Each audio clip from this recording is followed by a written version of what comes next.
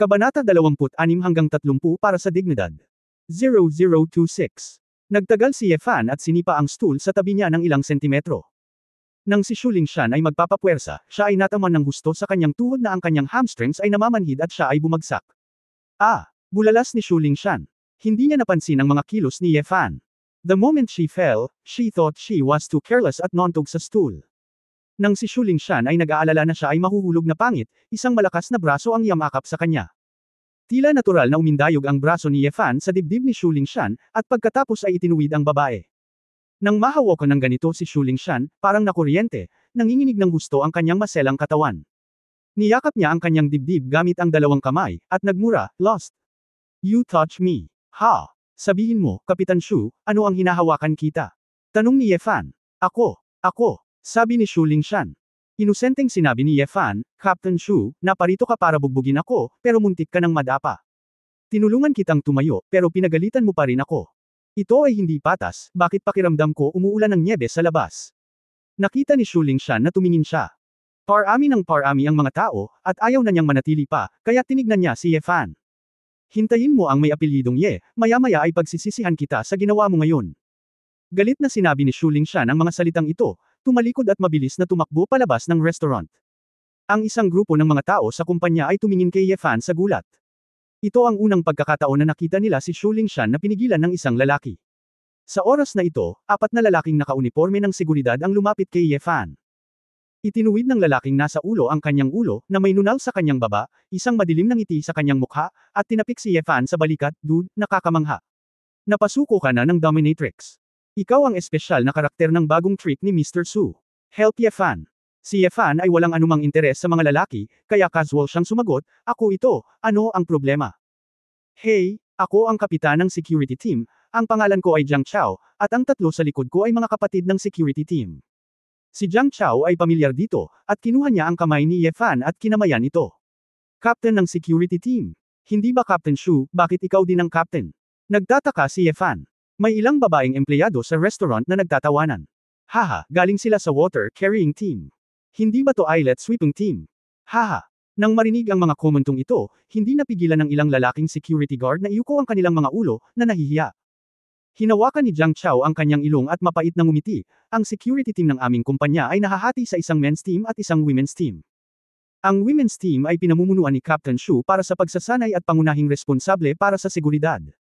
Ang aming men's team ay responsable sa pangangalaga sa kapaligiran ng trabaho ng mga empleyado." Saglit na nakinig si Yefan sa mga talakayan ng mga tao sa paligid niya, pagkatapos ay nag-isip sandali, at sa wakas ay naunawaan niya kung ano ang nangyayari. Lumalabas na ang Jinxiu Group ay bumababa, at maging ang security team ay pinangungunahan ng mga kababaihan. Sinanay ni Shu Lingshan ang isang grupo ng mga babaeng security guard na may pambihirang kasanayan. Marunong sila sa taekwondo at sansho. Sa ganitong paraan, walang katayuan ang mga lalaking security guard tulad ni Jiang Chao. Hindi nila kayang sanayin, patrol, at bantayan ang pangulo. Matutulungan lang nila ang kumpanya na ilipat ang mga balde ng water dispenser, ilabas ang basura, at linisin pa ang banyo ng mga lalaki. Ang pinaka-disenteng trabaho, maging guard lang. Si Yefan ay lubos na humahanga sa mga kapwa lalaki na ito, para sa mahusay na kapakanan ng Splendid Group, sila ay talagang nakayuko at nakaunat. "Captain Jiang, may kinalaman ka ba sa akin?" Si Yefan ay halos tapos ng kumain at aalis na sana. Dali-dali siyang hinawakan ni Jiang Chao, at umaasang nagtanong, "Assistant Ye, walang gaanong lalaking kababayan sa ating kumpanya, at mas kaunti pa ang mga kabataang lalaki. Dapat tayong magkaisa at lumaban para sa ating sariling interes ng magkasama, tama ba? Anong gusto mo? Anong sabi mo?" Napakurap si Yefan. "Hoy, diretso na ako sa punto. Nakikita ko na hindi ka natatakot sa panganib ngayon lang, at naglakas loob kang harapin si Captain Shu ng direkta, at mayroon kang malaking potensyal. Kaya, gusto kong hilingin sa iyo na sumali sa basketball team ng aming kumpanya at pumunta sa Huhai Industrial and Commercial Basketball Tournament, ng sama-sama." Naikuyom ni Jiang Chao ang kanyang kamao. Sumimangot si Yefan, "Basketball team. Meron pa ba nito ang kumpanya?" "Tama, ang mga pinaka-prestihiyosong kumpanya sa Huahai City ay may mga basketball team, ngunit ang aming kumpanya ay espesyal, ang mga babae ang namamahala, kakaunti ang mga lalaki, at hindi nila ito pinapansin, kaya karaniwang taon-taon sila ay nasa ilalim. Pero iba ang taong ito, Olympic year. Ang gobyerno ay nakikibahagi rin sa pambansang palakasan, kaya't binibigyang halaga nito ang industrial at komersyal na larong ito ng basketball." Nagsalita na si Pangulong Su, na humihiling sa amin na magpakita ng ilang resulta. Kung tayo ang nasa ibaba, mapapahiya tayo sa harap ng mga pinuno ng probinsya at munisipyo, at agad na madidisband ang basketball team, at hindi tayo papayagang sumali sa kompetisyon. Bagamat ito ay isang nakakatakot na gawain, ito ang tanging pagkakataon para sa ating mga magagaling na kababayan na magtaas ng kilay. Kumuha ng mga resulta at maging isang bayani. Ngumisi si Yefan. Hindi siya interesadong maglaro ng basketball o kung ano paman, kaya kinawayan niya ang kanyang kamay at sinabing, "Assistant ako, hindi security guard." Basta lalaking empleyado ng kumpanya. Mabilis na sabi ni Jiang Chao. Masasabi lang ni Yefan, hindi ako marunong lumaban, kalimutan mo na. Hindi. Hindi mahalaga kung hindi, tuturuan ka namin. Hinawakan ni Jiang Chao ang kamay ni Yefan at nagmakaawa, maaari kang sumali muna sa amin, hindi mahirap matutunan ang basketball. Nagtataka si Yefan. Kapos ka sa tao. Ilang tao ang nasa basketball team ngayon. Nanigas ang mukha, at sinulyapan niya ang 3 security guard sa likod niya. Don't tell me, 4 lang sila. Naaalala ko ang paglalaro ng basketball kasama ang 5 tao. Nadamay si Yefan. Noong nakaraang buwan, hindi nakayanan ng isang kapatid ang pang-aapi ni Dominatrix. Pagkatapos maglinis ng palikuran sa loob ng 3 buwan, napahiya siya at direktang nagbitiw. Naghahanap ako ng mga tao sa kumpanya, ngunit walang nang ahas na sumali, dahil natatakot silang mapahiya ng Dominatrix na may apelyidong Shu, Kuya Yalang, matapang ka para hindi matakot sa Dominatrix. Stop, stop, sabi ni Yefan sa kanya na huminto at sinabing, hindi talaga ako interesado sa paglalaro ng basketball, makakahanap ka ng iba. Pagkatapos magsalita, tumalikod si Yefan at umalis. Sa likod niya, si Jiang Chao, na may depressed na mukha, at 3 iba pang lalaking security guard ay walang pagod na pinagtatawanan ng mga babaeng empleyadong dumaan.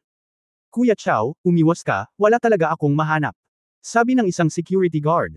Nakakalungkot na ang premyong pera para sa kompetisyon, sa mga nakaraang taon, makakakuha ako ng 1,000 yuan. Nanghihinayang sabi ng isa pang security guard. Hey! Isang mahabang buntong hininga. Nang maramdaman ni Jiang Chao at ng 4 na malapit nang bumaba ang kanilang katayuan sa kumpanya, at hindi na sila tatalikod, biglang bumalik sa kanila si Yefan, na kalis lang. Nagliwanag ang mga mata ni Yefan, at may magiliw na ngiti sa kanyang mukha, nagtanong siya, sabi mo, may premyong pera para sa kompetisyon. Oo, may mga bonus. Ang Kamara ng Komersyo at ang gobyerno ay sama-samang nakaayos, at ang pinakamababang kalahok na kuponan ay maaaring makakuha ng 5,000 o 6,000 na papremayong kalahok. Napapikit si Yefan, paano ang kampyon? Noong nakaraang taon, parang 500,000. Sabihin mong 600,000. Parang, nag-isip sandali si Jiang Chao at sinabing, hindi ba kailangan mong ibigay ang bonus sa kumpanya? Tanong ni Yefan. Umiling si Jiang Chaoji, bakit kailangan mo? Hindi alam ng ibang kumpanya, hinding-hindi ito gagawin ng kumpanya natin, napaka-generous ni Mr. Su, gagantihan lang niya, hindi magbawas ng mga bonus, sayang lang na hindi natin natutupad ang ating inaasahan, nasa ilalim tayo bawat taon. Lalong ngumiti si Yefan at tinapik si Jiang Chao sa balikat, Captain Jiang, para sa dignidad ng mga lalaking kababayan sa kumpanya, napagpasyahan kong talikuran ang aking ego at makipaglaban sa iyo para sa kapakanan ng aking malaking pagkatao. Jiang. Kinilig si Chao at ang 4. Malapit nang bumagsak ang mga luha mula sa lupa, at agad silang nagyakapan at nagsimulang mag-high five sa isa't isa. Nag-iwan si Yefan ng numero ng cellphone sa kanila, at pagkatapos sumang-ayon sa schedule para sa pagsasanay at kompetisyon, binalak niyang bumalik muna sa opisina. Ngunit bago iyon, kumuha din si Yefan ng isang lunchbox at nag-impake ng ilang sariwang prutas. Hindi niya nakalimutan na hindi pa nagtanghal iyan si Su Qingzhou. Kahit na ang isang babae ay hindi kumain, kailangan niyang kumain ng ilang prutas, at ang gutom ay makakasakit sa kanyang katawan. Bumalik sa itaas na palapag, diretsyong naglakad si Yefan papunta sa opisina ng presidente. Pagkatapos kumatok sa pinto, nagmula sa loob ang malamig na boses ni Su Qingzhou. Pumasok ka. Itinulak ni Yefan ang pinto at pumasok, at nalaman na ang babae ay nakaupo sa harap ng computer, nakatingin sa display screen habang ni-record ang isang bagay sa kanyang kamay, at mayroong maraming mga dokumentong nakalat sa mesa, mukhang medyo abala. Ilagay mo sa mesa ang report, labas muna tayo. Akala ni Su Qingzhou ay si Chenya, ngunit hindi siya tumangala. Hanggang sa maglagay si Yefan ng isang lunchbox ng mga prutas sa mesa ay sumimangot ang babae at itinaas ang kanyang ulo. Bakit ikaw?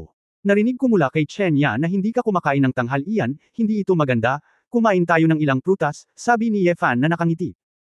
Si Su Qingzhou ay mukhang hindi nasisiyahan, kumain na ako nito, at hindi sa iyo kung ano ang kakainin ko. Kumain ka na ba? Tumingin si Yefan sa paligid at nakakita ng isang tambak ng walang laman na plastik sa basurahan. Mayroong higit sa 100 pakete, mga 3 o 400 mililitro. Kabanata 0027 ang tanghalian ng Pangulo. 0027. Gum syrup. Natigilan si Yefan saglit, pagkatapos ay sinabi niya, ito ba ang gum syrup? Kunin mo ito para sa tanghalian. Alam mo naman ang English ng gum syrup. Parang hindi masama ang English mo. Nakapasa ka na ba sa Professional Level 8? Hindi interesado si Yefan na magsalita tungkol sa kasanayan sa wikang banyaga, at bamantong hininga, nababaliw ka ba kahit na kailangan mong dagdagan ang iyong utak? Asukal, kailangan mo ring kumain ng seryosong pagkain, ano ang iyong iniinom na syrup? Maaapektuhan ng pagkain ang supply ng dugo at supply ng oxygen sa utak. Napakahalaga ng oras ko sa trabaho at hindi maaaksaya sa pagtulog. Tsaka hindi ka qualified para kontrolin ako. Alamin ang iyong pagkakakilanlan. Malamig na sagot ni Su Qingzhou. Biglang na-realize ni Yefan na hindi lang workaholic ang babaeng nasa harap niya, kundi masochist din. Bigla niyang naalala ang sinabi ni Mumumu, isang makinang kumikita ng pera. Hindi nakakatakot para sa iba na ituring si Su Qingzhou bilang isang makina, ngunit si Su Qingzhou mismo ay tila itinuturing ang kanyang sarili bilang isang makina. Nakakakuha siya ng enerhiya tulad ng isang makina, hindi pagkain tulad ng isang tao. Isang masalimuot na kulay ang kumislap sa mga mata ni Yefan, at sa kanyang isipan, hindi niya maiwasang isipin ang isang yugto ng kanyang sariling mga taon. Siya rin ay isang makina minsan, at ang pakiramdam na iyon ay hindi kaaya-aya. Umiling si Yefan, itinulak ni Yefan ang fruit lunchbox sa harap ni Su Qingzhou, at sinabi sa napakaamo na tono, kumain ka ng prutas, huwag hayaang walang laman ang iyong tiyan. Nanlamig sandali ang mga mata ni Su Qingzhou.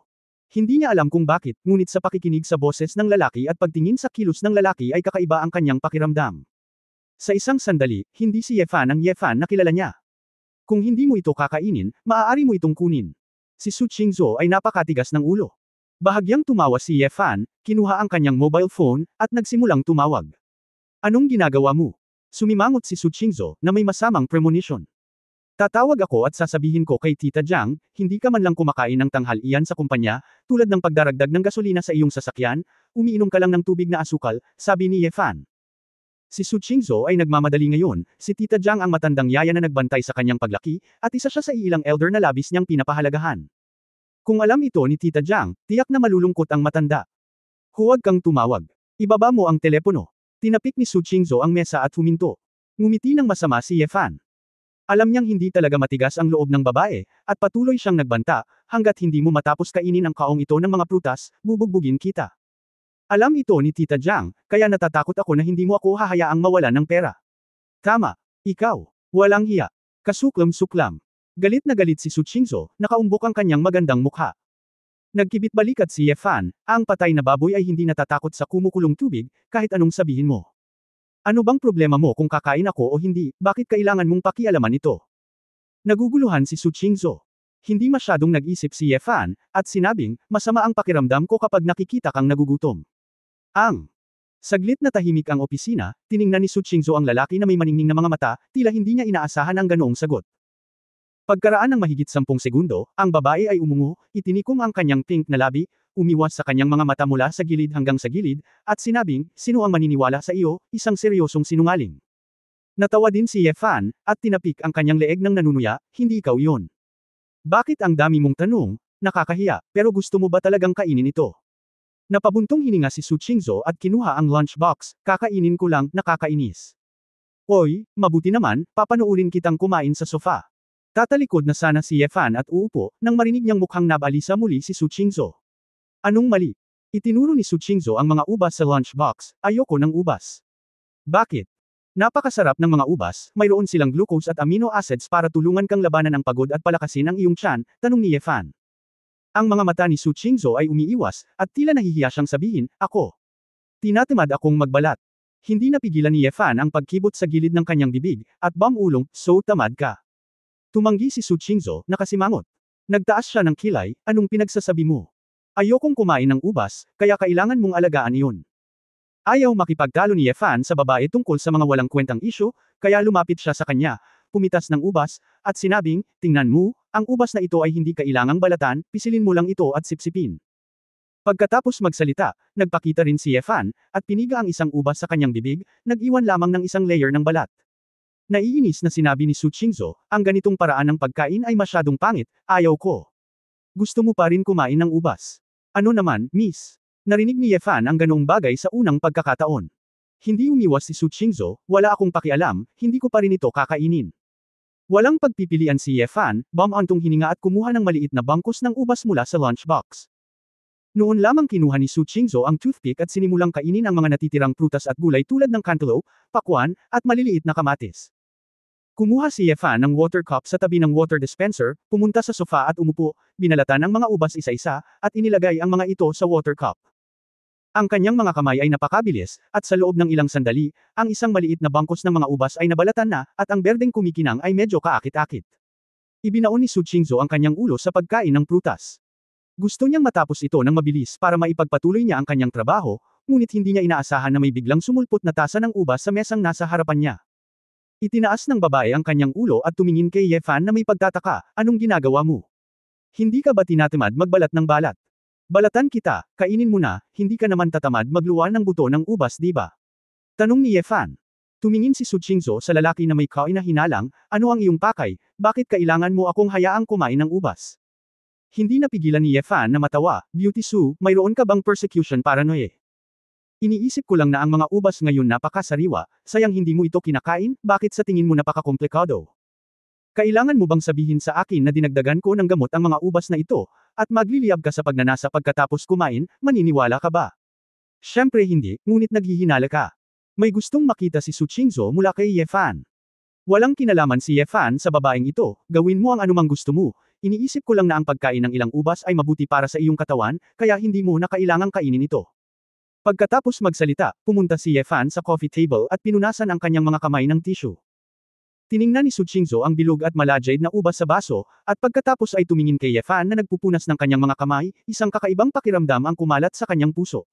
Tila. Pagkaraang mamatay ang kanyang ina, hindi na siya muling kumain ng ubas, at kahit si Tia Jiang ay hindi na naisip na magbalat ng ubas para sa kanya.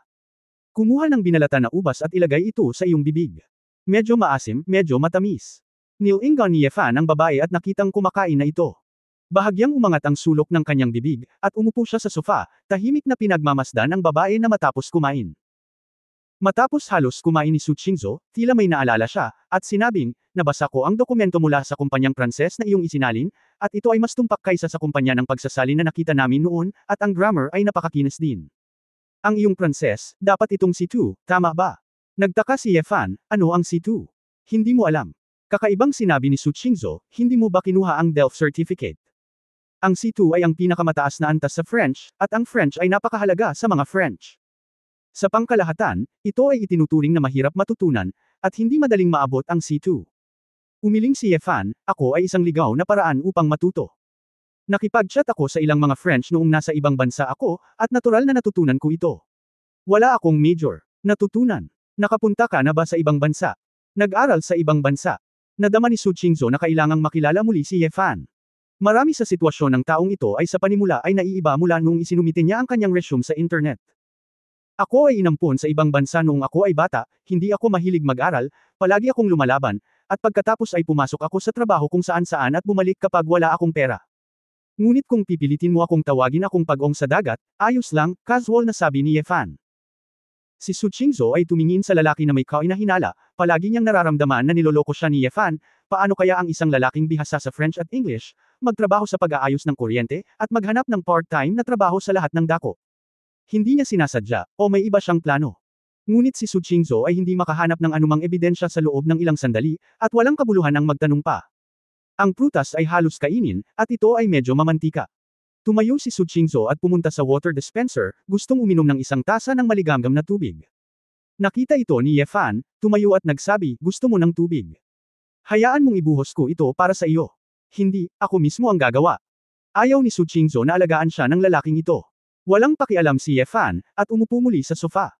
Gayunpaman, nang makita niya si Su Qingzhou na yumuko upang kunin ang baso ng tubig, kaya't ang palda sa likod niya ay tumaas, na nagpapakita ng puti ng nyebe sa ilalim, agad siyang naging hindi mapakali.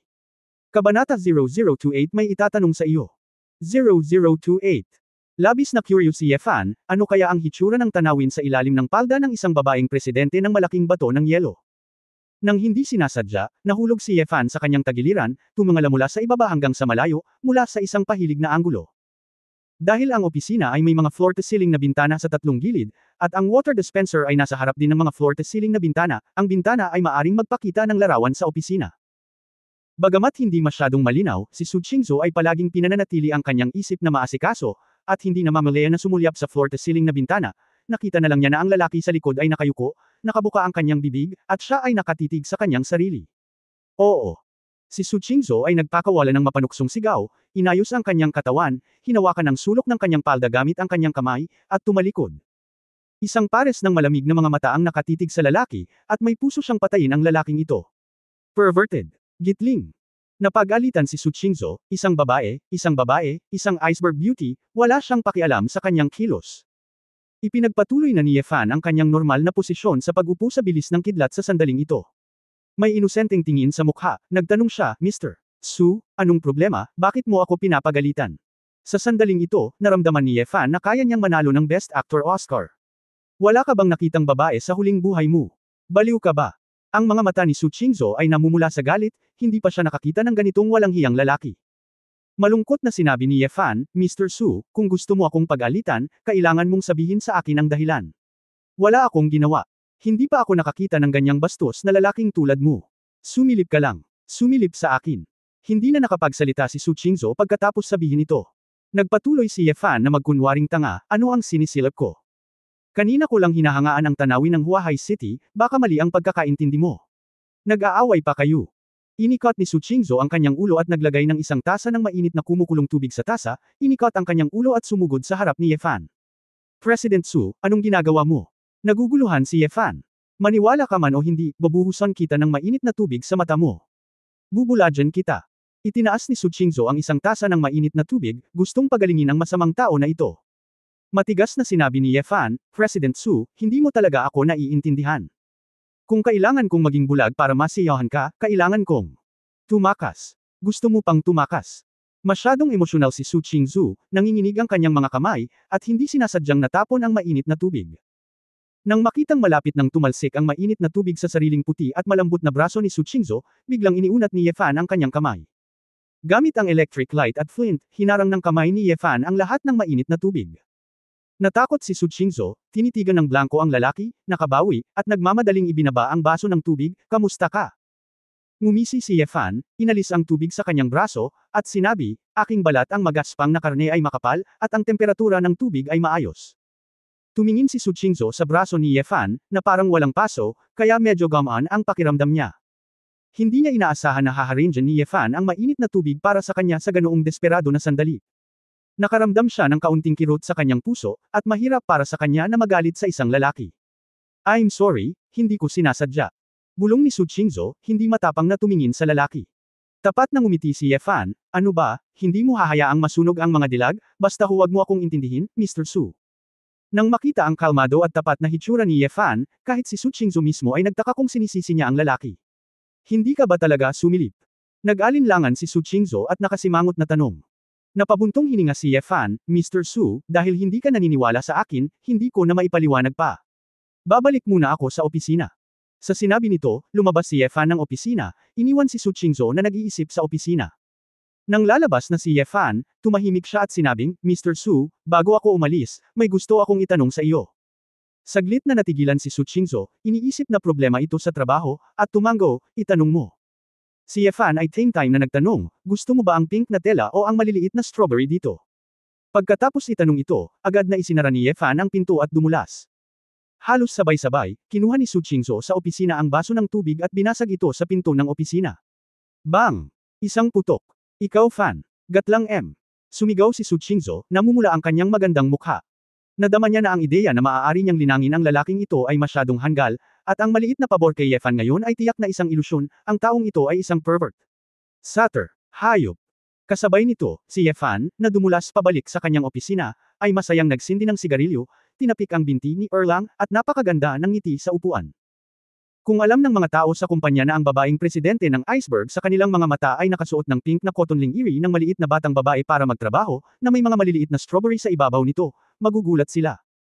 Habang naguham ng kaunting kanta, sinimulan ni Ye Fan na i-access ang computer at kinalikot ang mga programa sa loob.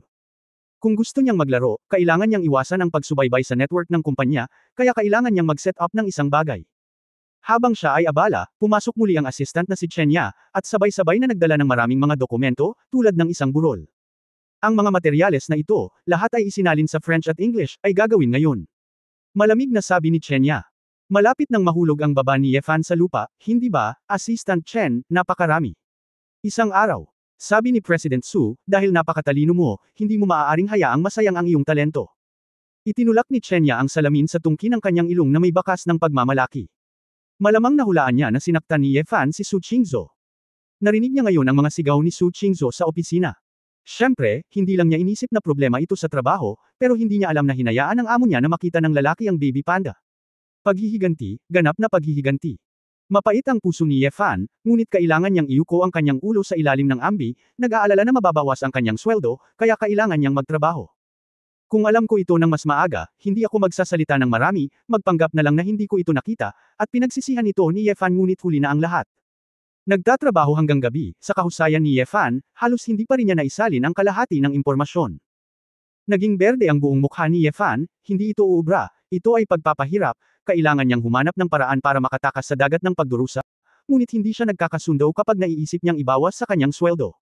Nang sa wakas ay oras na para makaalis sa trabaho, itinulak ni Chenya ang pinto ng opisina at sinabing, maaari kang umalis sa trabaho.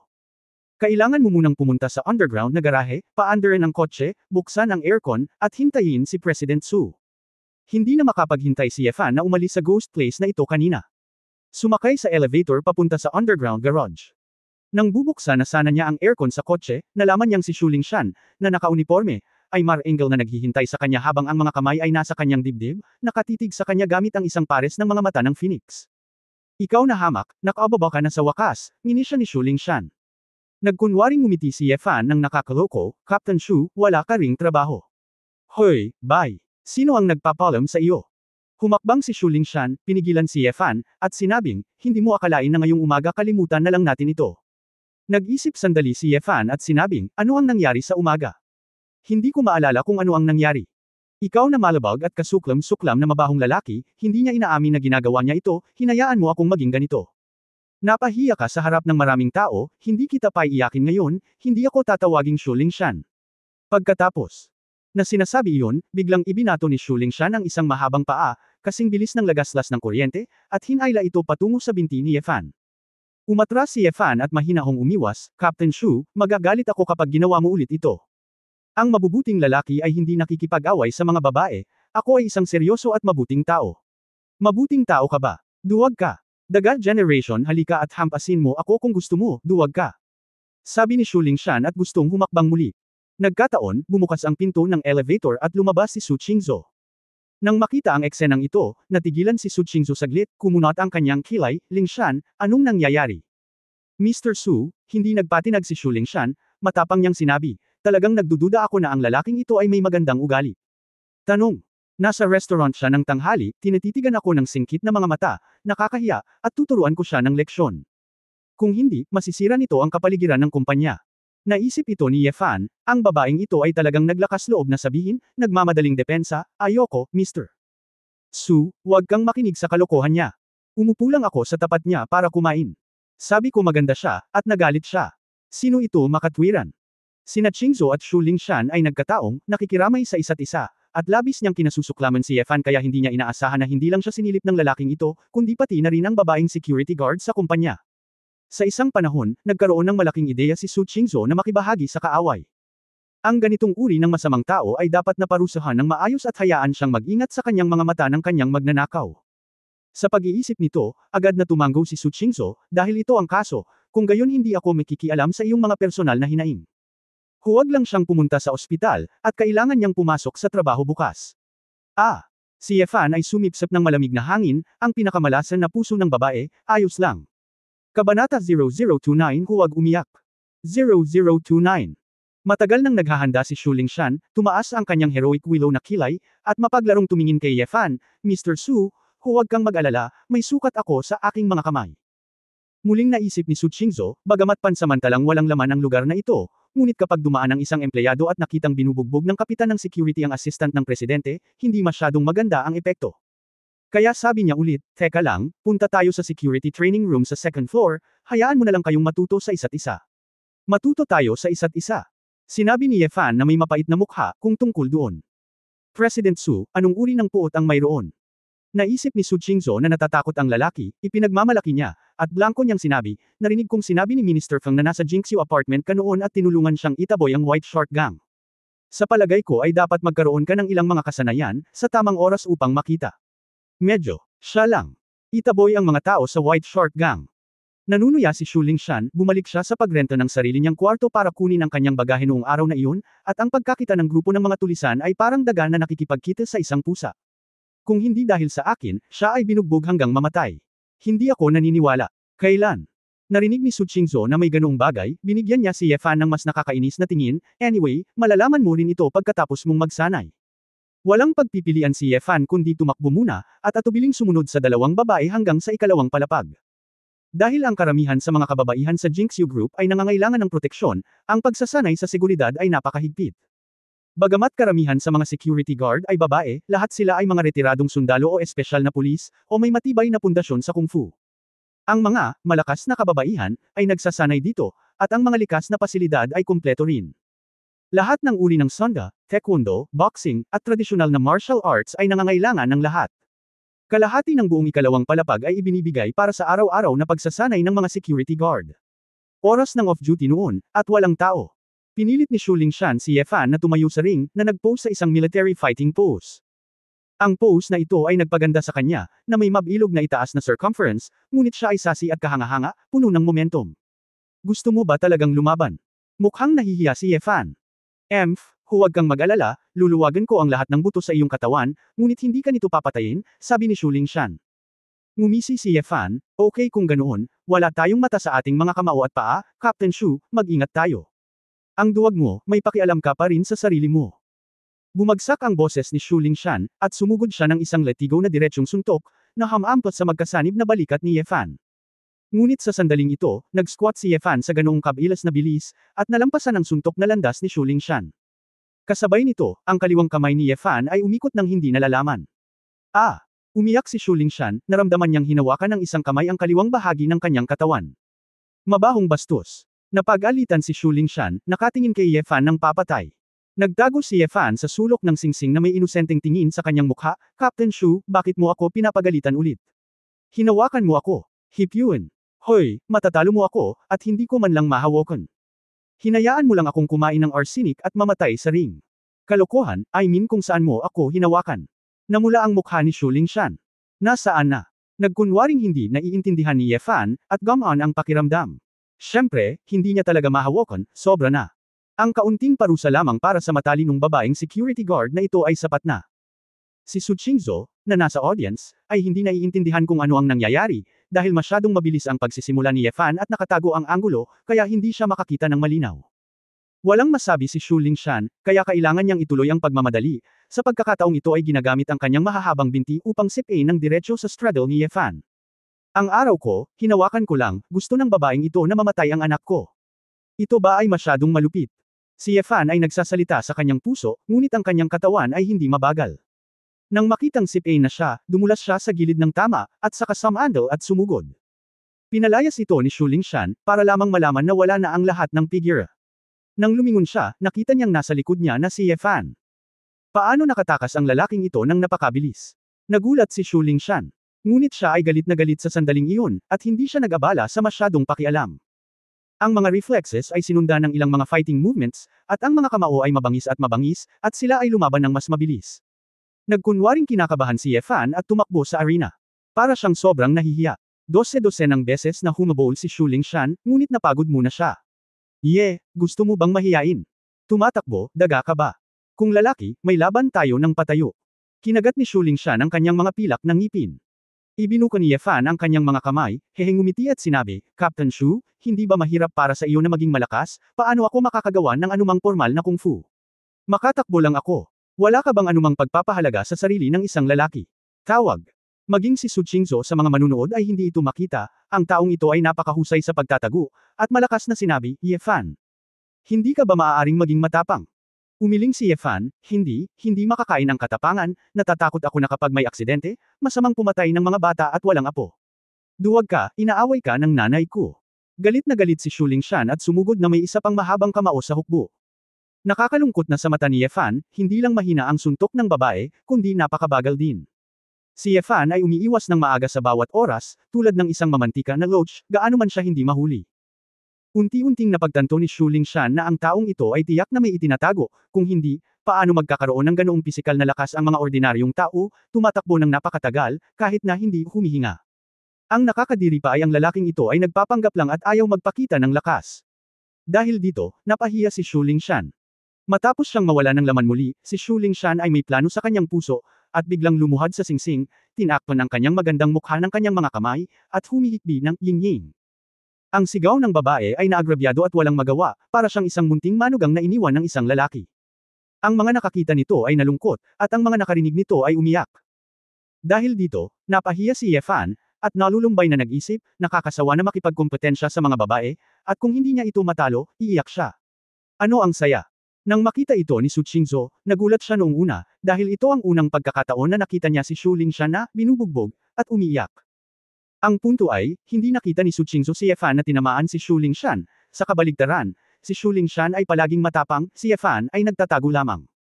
Ngunit si Su Qingzhou, bilang isang babae, ay natural na tinulungan si Xu Lingshan, at pinagalitan ng malakas, Yefan. Hindi ka pa humihingi ng tawad kay Lingshan. Lalaki ka, hindi mo ba alam na sapat na? Si Yefan ay labis na nagkamali kaya natalo pa niya siya. Huwag mo siyang patulan. Ngunit si Yefan ay natatakot din sa mga babaeng umiiyak, kaya lumapit siya kay Xu Lingshan, tumingkayad, at umalma, Captain Xu, huwag kang umiyak, mali ba ako? Ako. Bago pa matapos magsalita si Yefan, biglang tumama si Xu Lingshan sa kaliwang pisngi ni Yefan. Pagkatapos ng malutong na, pop, sinuntok muli ni Xu Lingshan ang tiyan ni Yefan. Si Yefan ay nagpakawala ng isang, masakit na sigaw, niyakap ang kanyang tiyan, at gamulong sa singsing. Masakit. Kapitan Xu, mangyaring iligtas ang iyong buhay. Xu. Malamig na sumangot si Lingshan, tumayo, at nagpakawala ng hininga, duwag, hayaan mong magtago ka. Si Su Qingzhou ay sumimangot sa mga manunood, lumabas na si Xu Lingshan ito ay sadyang nagpapakita ng kahinaan at naghahanap ng pagkakataon para makalusot kay Yefan.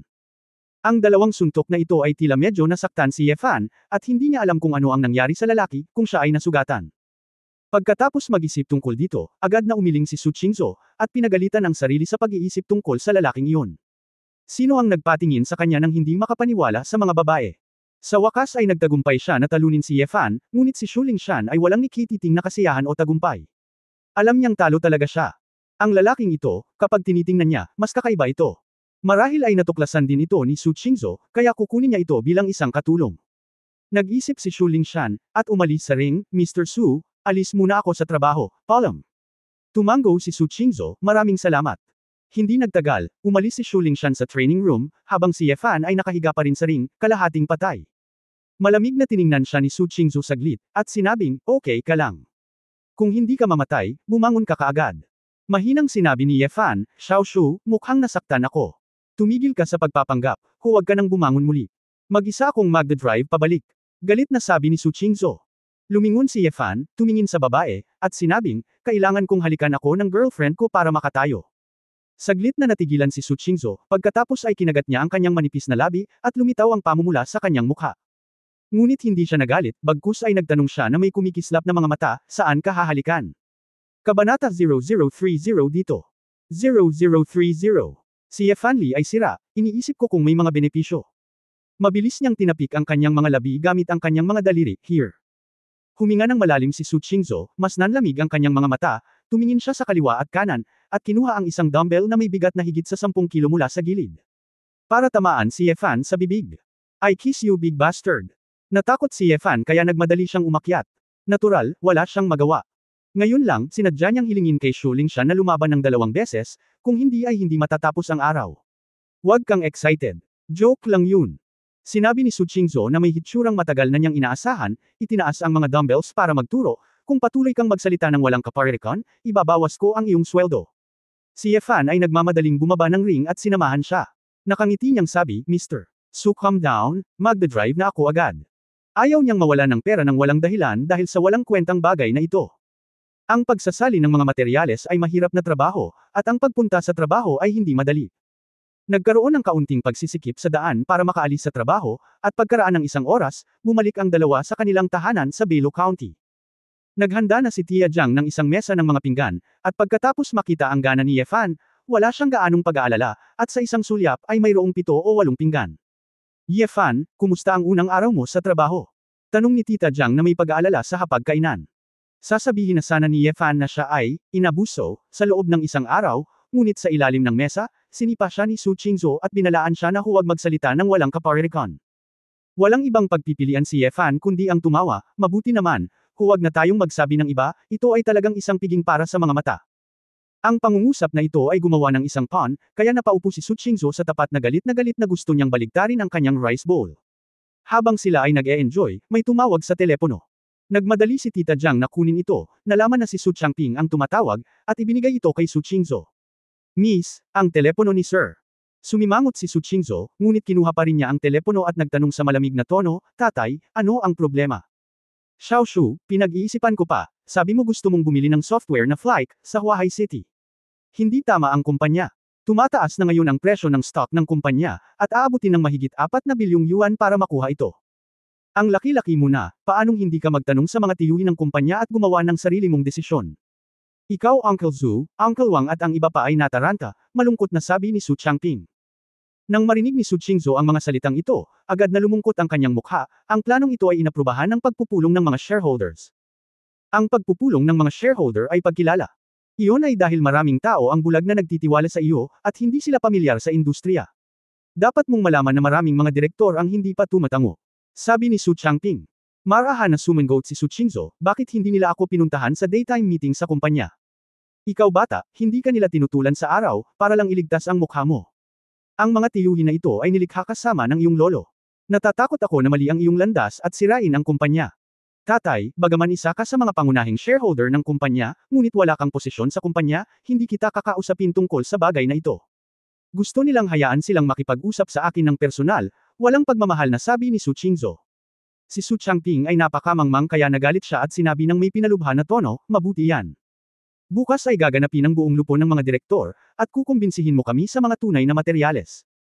Kung hindi tayo kumbinsido, huwag sisihin ang Board of Directors sa pagpapatupad ng Articles of Impeachment at pagboto. Kanselahin ang iyong posisyon sa CEO. Kung magpapatuloy ka ng ganito, magiging lawless ka, paano mo makukuha? Bago magsalita ng ilang salita ang mag-ama, tumindi na ang hidwaan, na naging dahilan para hindi makapagsalita si Ye Fan sa tabi niya, at sumimangot pa si Tita Jiang. Ayon sa hula ni Ye Fan, sina Uncle Zhu at Uncle Wang na binanggit sa telepono ay dapat ang dalawang vice president ng kumpanya, sina Zhu Wangguo at Wang Liren, na parehong mga veterano ng kumpanya. Bagamat matatag na nakuha ni Su Qingzhou ang posisyon ng presidente gamit ang kanyang natatanging talento pagkatapos manungkulan, ang ilang matatanda ay palaging mas makapangyarihan sa kumpanya, at mahirap palitan silang lahat ng sabay-sabay. Kung tutusin, kakaunti lang ang mga confidants tulad ni Feng Yueying na kayang abutin ng top management ng kumpanya sa murang edad. Sa makatuwid, tila si Su Qingzhou ang may kapangyarihan sa kumpanya, ngunit kapag ang ilang malalaking desisyon ay ginawa, ang mga panloob na pakikibaka ay madalas na lumitaw. Hindi natakot si Su Qingzhou, ang lupon ng mga direktor ay ang lupon ng mga direktor. Magkita tayo sa silid ng pagpupulong ng kumpanya bukas ng umaga. Pagkatapos niyang magsalita ay agad niyang ibinaba ang telepono. Mapait na napabuntong hininga si Tita Jiang sa gilid, Miss, ano ba ang silbi nito? Hindi mo kailangang magalit ng gusto kapag pinag-uusapan mo ang tungkol sa trabaho. Tita Jiang, hayaan mo na. Tumayo si Su Qingzhou, busog na ako. Napakurap si Ye Fan, napakabilis. Kalahating mangkok lang ng kanin ang kinain mo. Hindi siya pinansin ni Su Qingzhou, kumunat ang noo, at naglakad pabalik sa study sa ikalawang palapag na puno ng pag-aalala. Ye Fan, huwag mo siyang kumbansihin. Miss, ayaw niyang kumain ng kahit ano kapag may problema siya sa trabaho. Umiling si Tita Jiang na may habag sa mukha.